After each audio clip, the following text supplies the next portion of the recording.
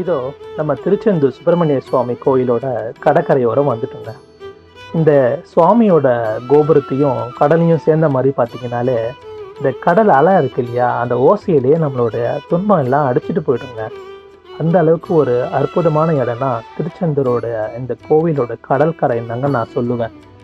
இந்த கடற்கரையை பார்க்கும்போது எனக்கு ஒரு பாட்டு ஞாபகம் வரும். கந்தர் அலங்காரத்தில் பாடியிருப்பாங்க.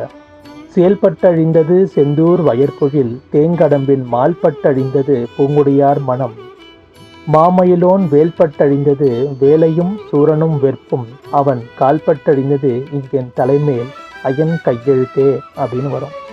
அதில் அவன் கால்பட்டு அழிந்தது இங்கனம் அயன் கையெழுத்தேன்னு வருது பார்த்தீங்களா.